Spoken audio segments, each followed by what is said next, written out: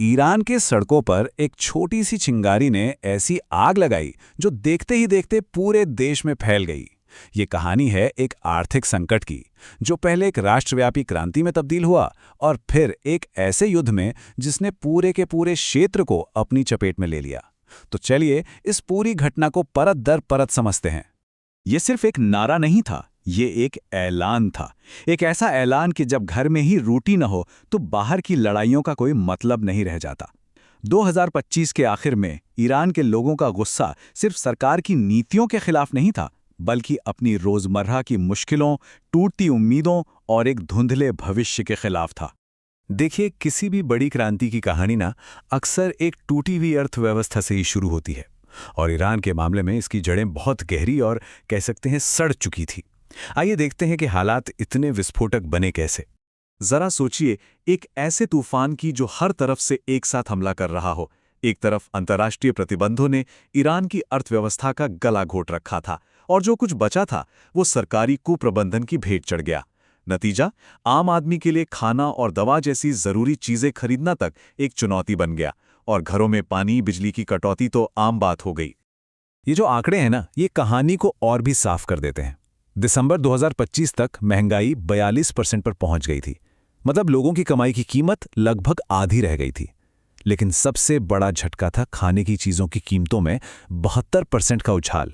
इसका सीधा सा मतलब ये था कि कई घरों के लिए रात का खाना भी एक लग्जरी बन गया था। ये कोई लॉटरी का नंबर नहीं है, ये तबाही का आंकड़ा है। जनवरी 2026 आते आते एक अमेरिकी डॉलर के लिए 15 लाख ईरानी रियाल देने पड़ रहे थे। लोगों की जिंदगी भर की जमा पूंजी और पेंशन रातों रात कागज के टुकड़ों में बदल गई। कहते हैं ना, जब पेट की आग नहीं बुझती तो वो दिलों में क्रांति की आग जला देती है। ईरान में आर्थिक दर्द अब बर्दाश्त के बाहर हो चुका था, और लोगों का गुस्सा सड़कों पर सैलाब बनकर उमड़ पड़ा। ये कोई धीमी आंच पर पक रही बगावत नहीं थी, ये जंगल की आग थी। तेहरान के बाजारों से उठी एक छोटी सी हड़ताल कुछ ही दिनों में देश के सभी 31 प्रांतों में फैल गई। 9 जनवरी तक करीब 50 लाख लोग सड़कों पर थे।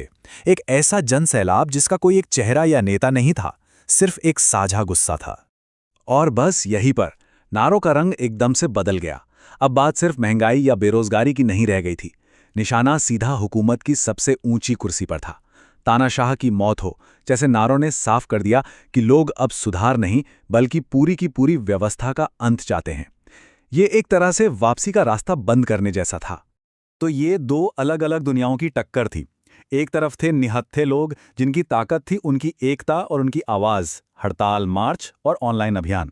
और दूसरी तरफ थी एक सत्ता जिसके हथियार थे इंटरनेट ब्लैकआउट, विदेशी लड़ाके और सीधी गोलियां। ये एक बहुत ही असमान लड़ाई की तस्वीर थी। जब आवाजें बहुत ज्यादा बुलंद हो जाती हैं ना, तो हुकूमतें अक्सर उन्हें खामोश करने का सबसे क्रूर रास्ता अपनाती हैं। विरोध का जवाब अब दमन से दिया जा रहा था, और ये इस कहानी का सबसे स्याह, सबसे काला अध्याय था।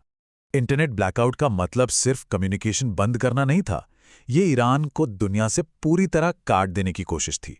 सोचिए, ना आप किसी को अपनी कहानी बता सकते हैं, ना किसी से मदद मांग सकते हैं। इस डिजिटल अंधेरे की आड़ में जो जुल्म हो रहा था, उसका कोई गवाह तक नहीं था। ये जो नंबर है, इसे सिर्फ एक आंकड़ा मत समझिए। मानवाधिकार समूहों के मुताबिक ये उन हजारों जिंदगियों की गिनती है, उन हजारों कहानियों की जिन्हें हमेशा हमेशा के लिए खामोश कर दिया गया। ये आधुनिक ईरान के इतिहास के सबसे बड़े नरसंहारों में से एक था। सरकार ने ऐलान कर दिया कि विद्रोह को कुचल दिया गया है। सड़कें तो शांत हो गईं, लेकिन ये एक बड़े तूफान से पहले की खामोशी थी। संकट अब ईरान की सरहदों को लांघकर एक अंतर्राष्ट्रीय जंग की शक्ल लेने वाला था। तो अब कहानी का फोकस बदलता है। ईरान की गलियों से निकलकर अब हम पूरे मिडिल ईस्ट के नक्शे पर नजर डालेंगे, जहां एक अंदरूनी विद्रोह, एक बाहरी सैन्य हस्तक्षेप और एक क्षेत्रीय युद्ध में बदल गया। द वॉशिंगटन इंस्टीट्यूट के एनालिस्ट के मुताबिक जब अमेरिका और इजराइल इस संघर्ष में शामिल हुए तो उनके सैन्य लक्ष्य बिल्कुल साफ थे।